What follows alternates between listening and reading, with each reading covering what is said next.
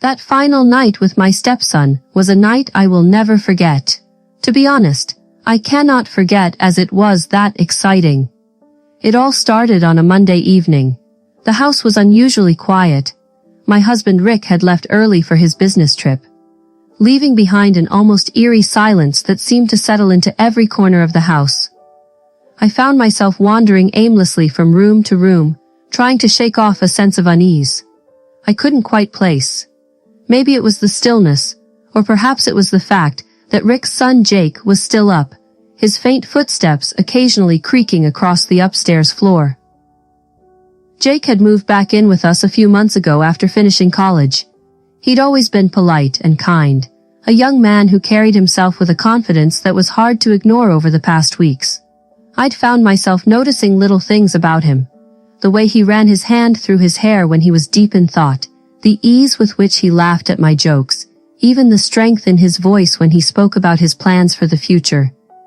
It wasn't something I wanted to admit to myself, but those small details stayed with me longer than they should. That night, I went to bed earlier than usual, hoping to escape my restless thoughts. The soft glow of the bedside lamp bathed the room in a golden hue, and the faint hum of the air conditioner filled the space. I slipped under the covers, trying to focus on a book, but my mind kept drifting. To Rick, who wouldn't be back for days, and to Jake just a few doors down the hall. I didn't know when I fell asleep, but I woke suddenly, the sound of the door opening, breaking through the haze of my dreams. At first I thought I'd imagined it, but when I blinked, I saw Jake standing in the doorway, silhouetted by the faint hallway light.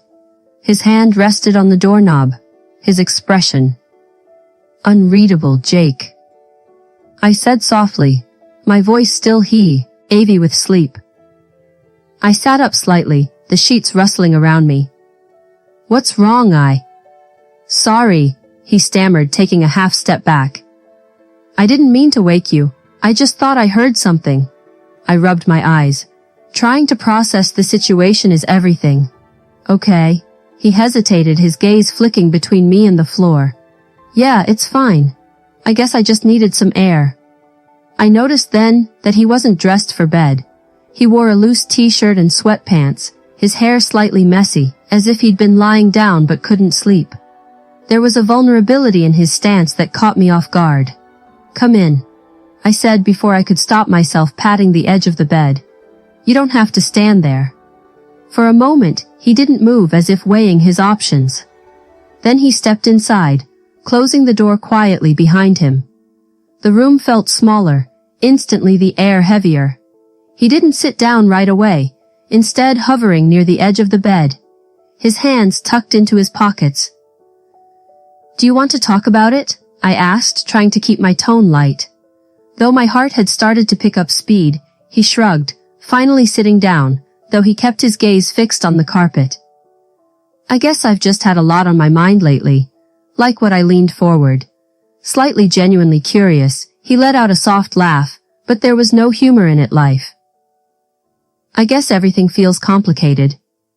His answer was vague, but the emotion behind it was real. I wanted to reach out to place a comforting hand on his shoulder, but I hesitated. Instead, I asked, "Have you talked to your dad about it?" Jake shook his head. "It's not really his thing. You know how he is, keep your head down, work hard and figure it out." I nodded, understanding what he meant. Rick was a good man, but emotional conversations weren't his strength. "Well, I'm here if you ever want to talk," I said softly, offering him a small smile. "You don't have to carry everything on your own." He looked up, then his eyes meeting mine. There was something in his expression that made my breath catch, something raw and unguarded. "Thanks," he said quietly. "That means a lot." For a moment neither of us spoke. The room was so quiet I could hear the faint ticking of the clock on the wall. His gaze lingered on mine, and I felt a warmth rise to my cheeks. I quickly looked away, pretending to adjust the blanket. "You should try to get some sleep," I said, my voice a little too bright. "Whatever's on your mind will seem less overwhelming in the morning." "Yeah," he said, though he didn't move, You're probably right, but he didn't leave and I didn't push him to. The silence stretched between us, not uncomfortable but charged in a way I couldn't quite explain.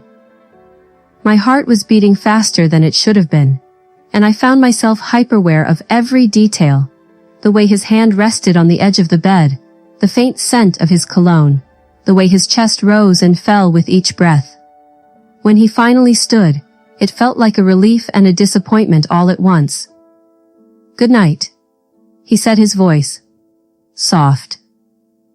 "Good night," I replied, watching as he walked to the door, but before he stepped out he hesitated, glancing back over his shoulder. His eyes met mine again, and for a fleeting moment, it felt like there was something unspoken between us, something neither of us dared to acknowledge. Then he was gone, and I was left alone in the dimly lit room. My thoughts, swirling in a way that made sleep impossible. I lay back down staring at the ceiling, the echo of his presence lingering in the air. Something had shifted tonight. I didn't know what, but I couldn't shake the feeling that this was only the beginning. And, I was right. Because this was only the beginning of something that would happen more often and eventually spiral out of control the next day. I couldn't shake the lingering tension from the night before. I'd replayed Jake's expression in my mind more times than I cared to admit. The vulnerability in his eyes, the hesitation in his voice. It wasn't just concern I'd felt for him in that moment. It was something deeper, something I didn't want to admit even to myself. The morning passed in a blur of half-hearted tasks. I busied myself with cleaning the kitchen, folding laundry, anything to keep my mind occupied. Jake was in and out of the house, doing whatever errands or projects he had lined up for the day. But every time I caught sight of him, my stomach tightened. He was just there, moving with a quiet confidence that seemed so effortless. Around noon, I was sitting at the dining table with a mug of tea. When Jake came into the room, he grabbed a glass of water and leaned against the counter, his phone in one hand as he scrolled idly. "Did you sleep okay?" I asked, trying to keep my tone casual. "Yeah, I guess," he said, glancing up at me better than I thought I would. "Good," I replied, nodding. The conversation felt stilted, almost awkward. I wanted to ask him about last night, but the words wouldn't come. Instead, I sipped my tea, hoping he might bring it up first, but he didn't. Instead, he pushed off the counter and said, "I'm heading out for a bit. Let me know if you need anything." I nodded, watching as he left. The moment felt like it should have been more significant than it was, and yet, it passed as easily as a breeze. I told myself I was reading too much into things, that the tension I felt was one-sided, a product of my own restless mind. By evening, the house was quiet again. Jake was in his room, and I was in the living room, flipping aimlessly through channels on the TV. I couldn't focus on anything. My mind kept drifting back to the way he'd looked at me last night, the softness in his gaze. I told myself it was just a moment of closeness, nothing more, but the warmth that spread through me whenever I thought about it said otherwise. At some point, I gave up on pretending to watch TV and retreated to my bedroom. The air in the house felt heavier, now the kind of stillness that made every sound seem louder. I climbed into bed, pulling the blankets up around me. But sleep didn't come easily. I was on the edge of drifting off when I heard a soft knock at my door. My heart jumped, and for a moment I thought I'd imagined it. But then it came again, quieter, this time almost hesitant. "Come in," I said, my voice barely above a whisper. The door opened slowly, and Jake stepped inside. He looked almost sheepish, his hands shoved into the pockets of his sweatpants. "I didn't mean to wake you," he said. Justin couldn't sleep." "It's okay," I said, sitting up and turning on the lamp beside the bed. The soft light cast a warm glow across the room, illuminating his face. He looked tired, his eyes slightly shadowed, but there was something else there too, a kind of nervous energy that set my pulse racing. "Do you want to sit?" I asked, patting the edge of the bed. He hesitated for a moment before nodding and walking over. The mattress dipped slightly under his weight. As he sat down, his gaze fixed on the floor. "I don't know what's wrong with me," he said quietly, his voice barely audible. "I just can't seem to shut my mind off." "Do you want to talk about it?" I asked, leaning forward slightly, the urge to comfort him to make whatever was troubling him go away was almost overwhelming. He shook his head. "It's not that simple. Sometimes talking helps." I offered, reaching out to place a hand on his shoulder. The touch was meant to be reassuring, but the moment my hand made contact with his skin, a jolt of electricity shot through me. I pulled my hand back quickly, hoping he hadn't noticed. He glanced over at me, then his expression, unreadable. "You don't have to do that," he said softly. "Do what I asked," my heart pounding. "Pretend everything's fine, that things aren't different." I opened my mouth to respond, but no words came. The air between us felt charged, heavy, with unspoken emotions. I wanted to tell him he was wrong, that nothing had changed, but the truth lodged itself in my throat. "I don't know what you mean," I said. Finally, though my voice wavered, he let out a soft laugh, though there was no humor in it. "You do," he said. "I see the way you look at me." His words hung in the air like a challenge, daring me to deny them. But I couldn't, because he was right. I did look at him differently, and I hated myself for it. "Jake," I said, my voice trembling. "This isn't." "Don't," he interrupted gently. "Don't say it's wrong, because it doesn't feel wrong to me." His words hit me like a physical blow, and for a moment I couldn't breathe. I searched his face for some sign that he was joking, that this was some cruel trick, but all I saw was sincerity. "I don't know what you're talking about," I said weakly, though my voice betrayed me. "Yes, you do," he said, his voice firm, but not unkind. "You feel it too. I know you do." I wanted to argue, to tell him he was imagining things, but the truth was written all over my face. I couldn't deny the way my heart raced. Whenever he was near the way, my thoughts lingered on him far longer than they should. "This is crazy," I whispered, shaking my head. "You're my stepson. And you're my stepmom," he said, a small, sad smile tugging at his lips. "But that doesn't change the way I feel." His words sent a shiver down my spine, and I felt my resolve crumbling.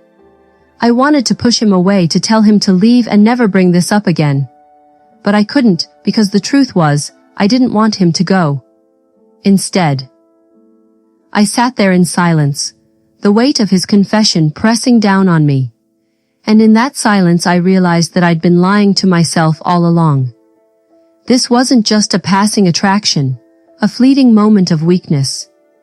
It was something deeper, something I couldn't ignore any longer, and I wasn't sure I wanted to.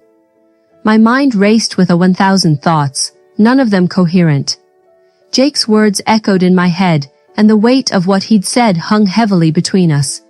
He wasn't looking at me anymore, his gaze fixed on the floor, as if afraid of what he might see if our eyes met.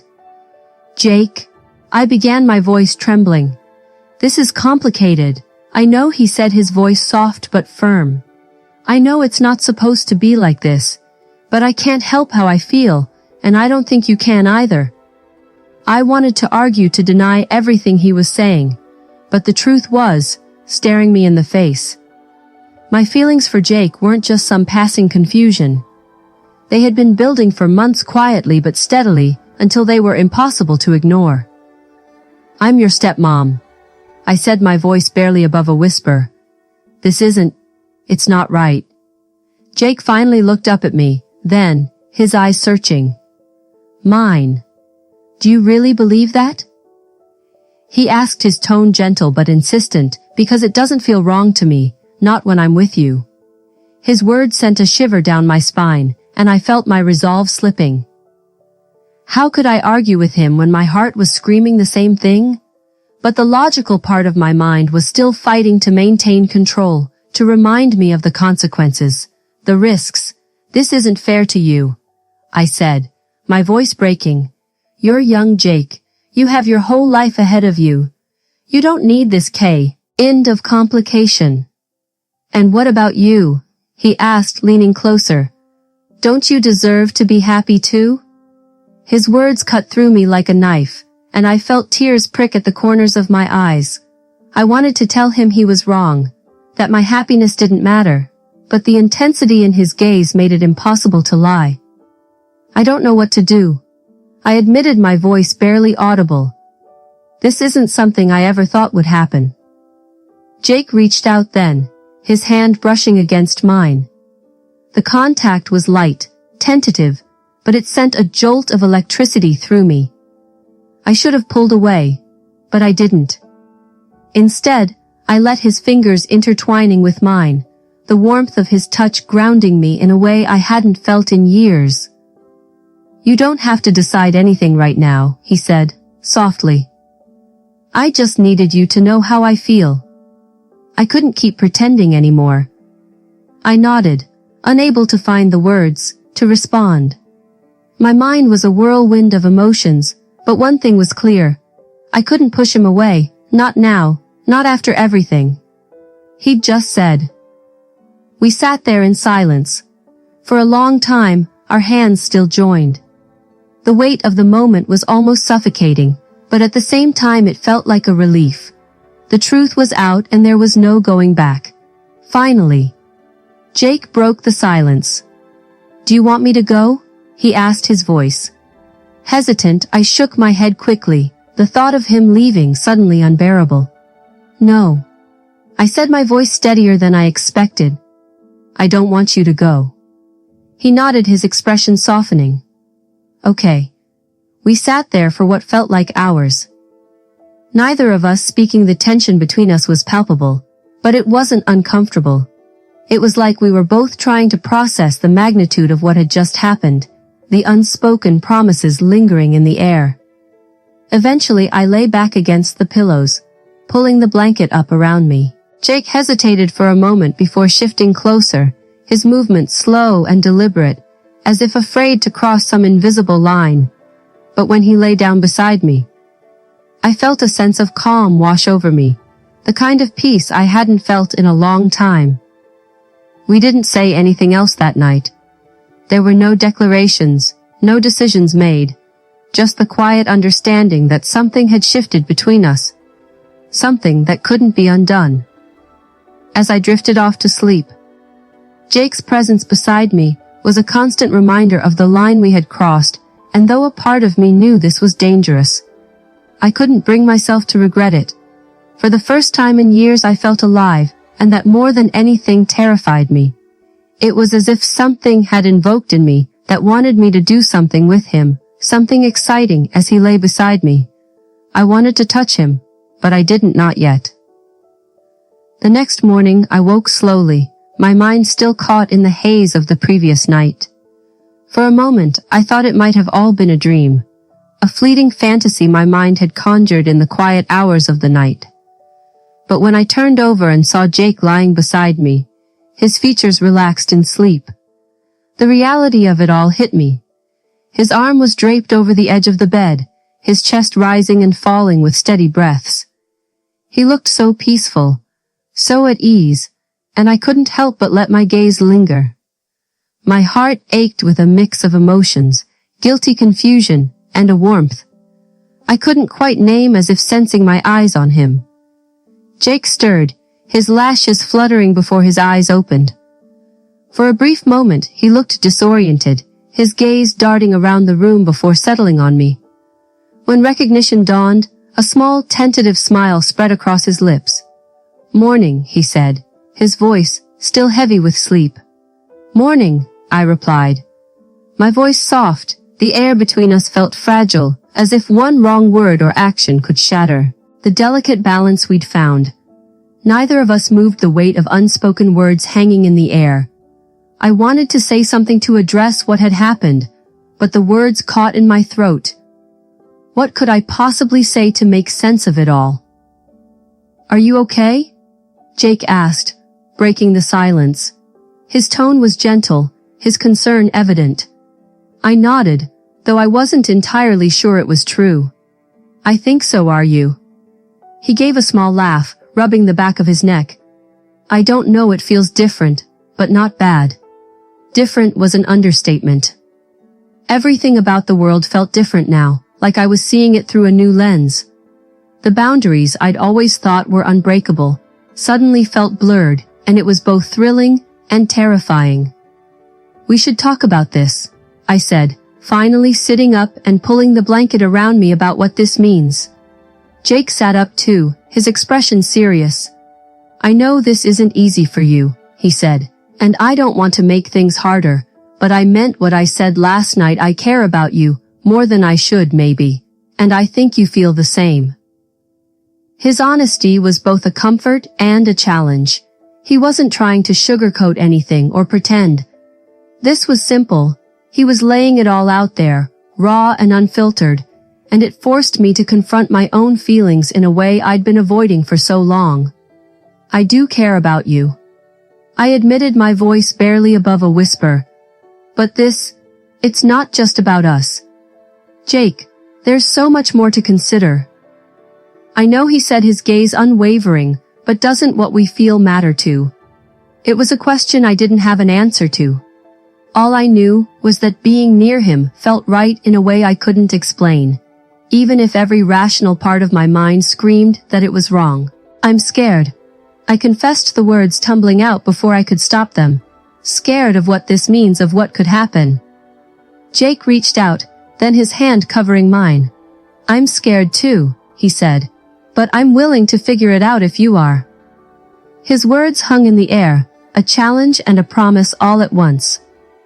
I looked down at our hands, his warmth seeping into my skin, grounding me in a way I desperately needed. I don't know if I can, I said. Finally, my voice trembling. This isn't just about me, it's about your father, our family. If this ever came out, it won't, he said firmly. I'd never do anything to hurt you. Justin, don't want to lose this, lose us. The conviction in his voice was enough to make my heart ache. He believed in this in us. In a way I hadn't let myself consider. And while the logical part of me knew all the reasons, this was a terrible idea. The rest of me, the part that had spent years longing for something more, couldn't bring itself to push him away. I don't know what this is, I said finally, or what it could be, but I know I don't want to lose you either. A small smile tugged at his lips, and the tension between us eased slightly. It wasn't a resolution, not really, but it was something, a tentative step forward in uncharted territory. We spent the rest of the morning talking, our words careful and measured.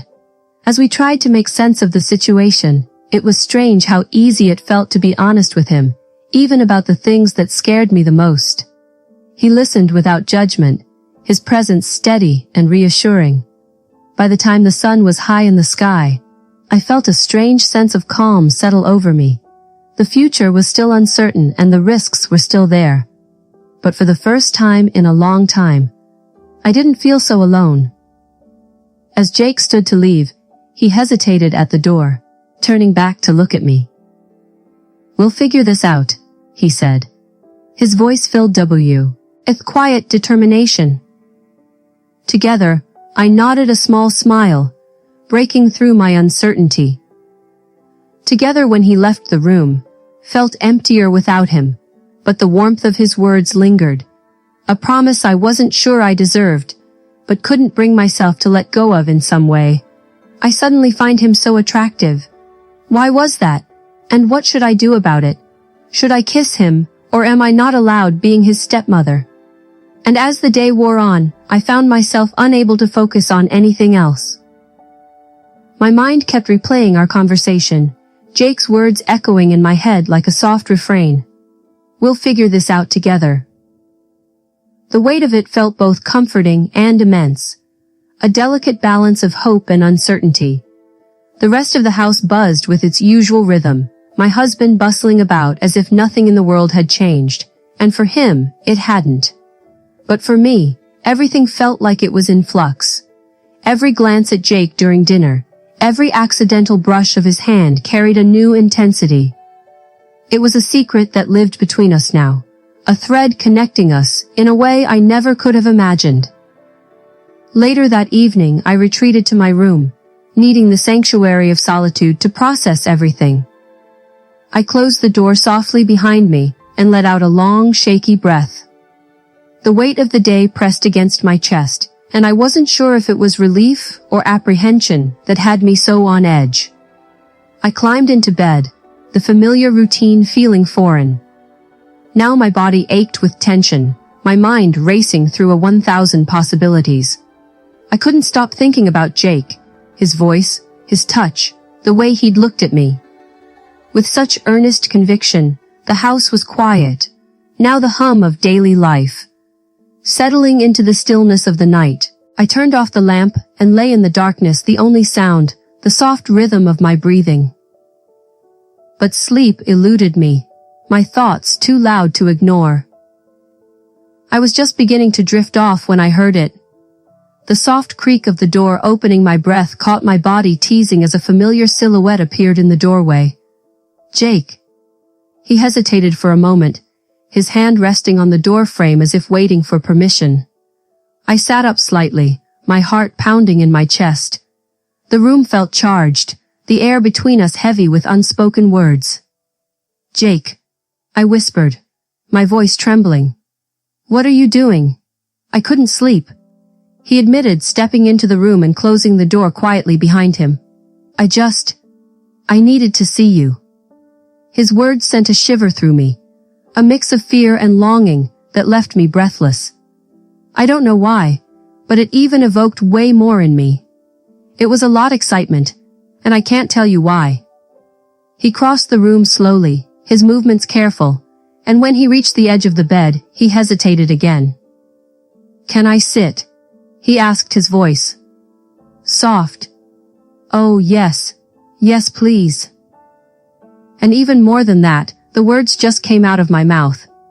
Without even noticing what I just said, he lowered himself onto the bed, his presence so close, it was almost overwhelming.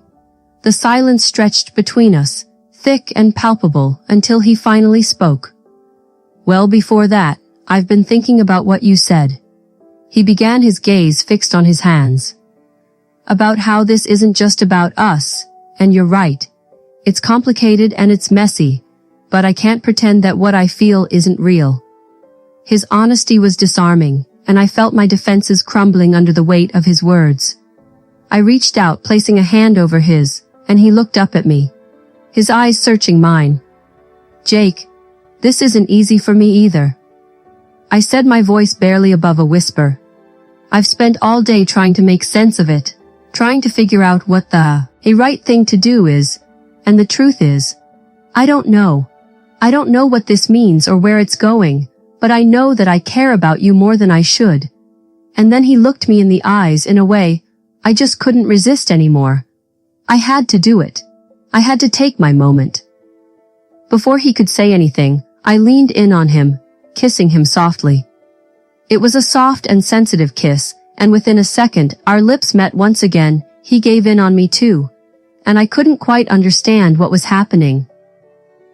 It did not take long for us to switch from kissing to so much more. I turned myself around and he knew what to do, and so he did. I can't tell you how amazing that felt. It was wrong, and I thought of my husband, but I just couldn't care. This was our moment, and I let myself go into it, enjoying every second.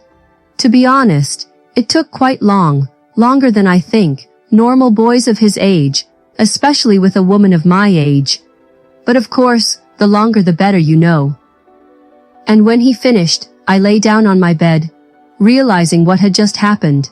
I smelt at him, and his hand turned under mine, his fingers curling around mine in a gentle grip. We'll take it one step at a time, he said after a moment. No pressure, no expectations, just us.